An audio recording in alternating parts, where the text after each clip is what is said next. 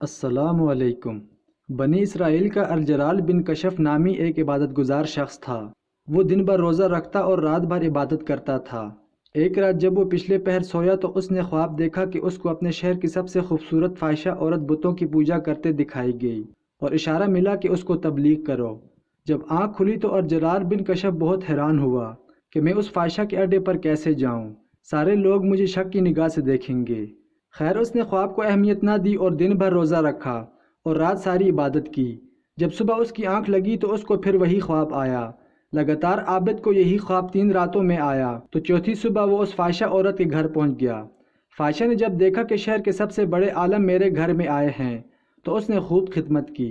जब बुज़ुर्ग आबिद ने अपने आने का मकसद बयान किया कि मैं तो तुम्हें एक खुदा की इबादत के लिए तबलीग करने आया हूँ, तो फ़ाहिशा कहने लगी कि बेशक मैं बुतों की पूजा से उकता गई हूँ और मैं एक खुदा की कायल हूँ, लेकिन मैं तब तक ईमान न लाऊंगी जब तक अल्लाह पाक को खुद देख न लूँ।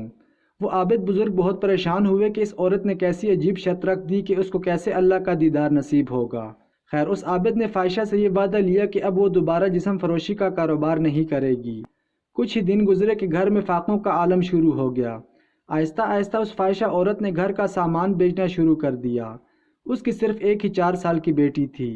एक दिन जब वो भूख के मारे रोने लगी तो फ़ाहिशा ने अपने घर से तांबे की एक देगची पकड़ी और बेचने के लिए बाजार चली गई।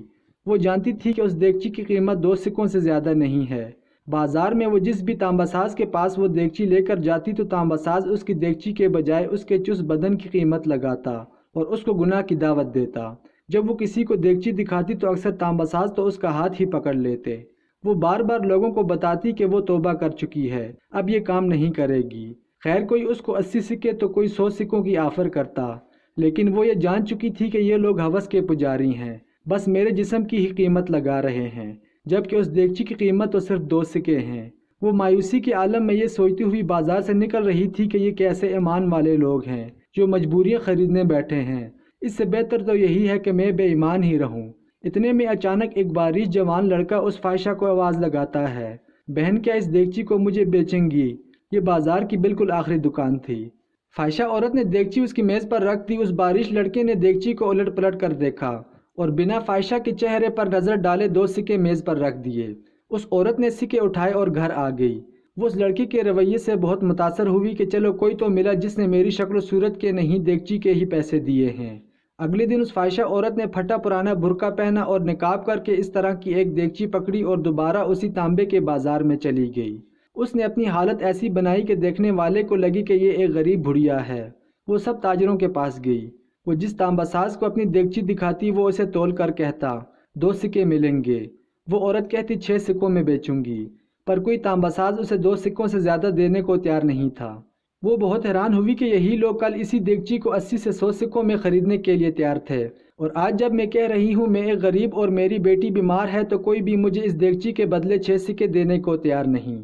इसका मतलब ये कि ये लोग अल्लाह के पुजारी तो नहीं, ये तो हवस परस्त हैं और ख़ूबसूरत जिस्मों के पुजारी हैं। खैर आखिर में उस बारिश खूबसूरत लड़की की दुकान पर पहुंची जिसने कल उसी तरह की देगची 2 सिक्कों में ख़रीदी थी। वो नौजवान अपने काम में मसरूफ़ था।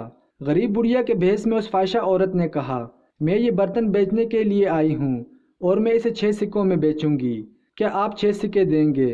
तांबासाज ने पूछा 6 सिक्कों में क्यों? उस औरत ने बात बताते हुए कहा, मेरी बेटी बीमार है, डॉक्टर ने उसके लिए नुस्खा लिखा है जिसकी कीमत 6 सिक्के हैं। तांबासाज ने देगची लेकर कहा, माँ ये देगची बहुत उम्दा और निहायत कीमती है, अगर आप बेचना ही चाहती हैं तो मैं इसे 80 सिक्कों में ख़रीदूँगा। बुरके में लिपटी बुढ़िया औरत का रूप दहाड़े उस फ़ाहिशा ने कहा, क्या तुम मेरा मजाक उड़ा रहे हो? तांबा वाले ने कहा, हरगिज़ नहीं, और वाकई उस देगची के 80 सिक्के रख दिए।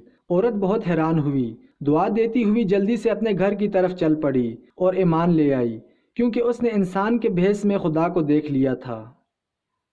अस्सलामु अलैकुम। फ़याज़ साहब के यहाँ पहले बेटे की पैदाइश हुई और उसी ही दिन बेटे की वफ़ात हो गई। उसके बाद फ़याज़ साहब के यहाँ यके बाद दीगरे 7 बेटियाँ पैदा हुईं, पर मजाल है एक भी शिकन आई हो माथे पर। हर बेटी को खुशी खुशी अल्लाह की रज़ा जानकर बसरो चश्म कबूल किया और हर बेटी की पैदाइश पर बेगम के माथे पर बोसा देते हुए उन्हें मुबारकबाद दी। बच्चियों की दादी जान का रवैया भी बिल्कुल ऐसा ही होता, बल्कि जो बच्ची थोड़ी सी समझदार होती वो दादी जान के कमरे में मुंतकिल हो जाती और दादी जान के मज़े मज़े की कहानियाँ सुनती। مگر زمانے کی زبان کو کہاں چین تھا۔ دوست سے رشتہ دار سب بچیوں کی بڑھتی تعداد کو دیکھ کر چہمگوئیاں کرتے، ایک نہ دو پوری 7 بیٹیاں۔ فیاض صاحب تو گئے کام سے۔ دوست لوگ اکثر کہا کرتے، بھائی فیاض 7 بیٹیاں ہیں، کیسے سنبھالو گے، کیسے بیاؤ گے؟ تم نے تو غربت میں اپنے کندھے کا بوجھ بڑھا لیا، اب تمہارا کیا بنے گا؟ فیاض صاحب کا ایک ہی جواب ہوتا، جس اللہ نے نوازی ہے وہی آگے کا بھی بندوبست کرے گا۔ اور پھر پہلے بیٹی کے بالغ ہوتے ہی رشتے آنا شروع ہو گئے، اور اللہ کی شان کے رشتے بھی ایسے جو صرف بیٹیوں کے طالب تھے، جہیز کے نہیں۔ ایک رشتہ طے پا گیا، سال بعد شادی طے پا گئی۔ شادی سے کچھ دن پہلے لڑکے کے چھوٹے بھائی کے لیے دوسری بیٹی کا رشتہ بھی مانگ لیا گیا۔ یوں ایک ساتھ 2 بیٹیاں بنا جہیز کے اپنے گھروں کی ہو گئیں، اور پھر یکے بعد دیگرے 6 بیٹیاں دیکھتے ہی دیکھتے اپنے گھروں کی ہو گئیں۔ وہی دوست یا رشتہ دار دانتوں میں انگلیاں دبائے دیکھتے رہ گئے، جن کی اپنی بیٹیاں ابھی تک گھروں کی دہلیز پر اچھے رشتوں کے انتظار میں بالوں میں چاندی نکالے بیٹھی تھیں۔ 6 بیٹیوں کی شادیوں کے بعد فیاض صاحب جگر کے سرطان میں مبتلا ہو گئے، اور چھوٹی بیٹی کے لیے فکر مند رہنے لگے، مگر اللہ نے اس کا بھی بندوبست جلد ہی کر دیا، اور بیماری کی حالت میں اللہ کے فضل سے اسے بھی اپنے گھر رخصت کیا۔ تمام بیٹیاں اللہ کے فضل و کرم سے بنا جہیز کے اپنے اپنے گھروں کی ہو گئیں۔ ایک دن فیاض صاحب نے اپنی بیگم سے کہا، میں اللہ سے تمہاری سفارش کروں گا، تم بہت اچھی بیوی اور اچھی ماں رہی، تمہیں اپنے ساتھ جنت میں لے جاؤں گا۔ بیگم ہنسنے لگیں، تمہیں کیسے پتہ کہ تم جنت میں جاؤ گے؟ فیاض صاحب مسکرا کر بولے، میں نے اللہ کی دی ہوئی 7 بیٹیوں کو اپنے گھروں کا کر دیا، تو کیا اللہ مجھ سے راضی نہیں ہوا ہوگا؟ وہ ضرور مجھے جنت میں جگہ عطا کرے گا۔ اور آخری بیٹی کی شادی کے چند دن بعد ان کا انتقال ہو گیا۔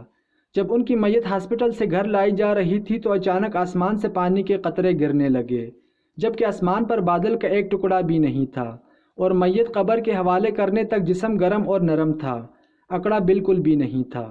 خدارا بیٹیوں کو بوجھ سمجھنا چھوڑ دیں، بیٹیاں بوجھ صرف ان کے لیے ہی بنتی ہیں جو انہیں بوجھ سمجھتے ہیں۔ اللہ پاک سب بہن بیٹیوں کو اپنے اپنے گھروں میں آباد و شاد رکھے، آمین۔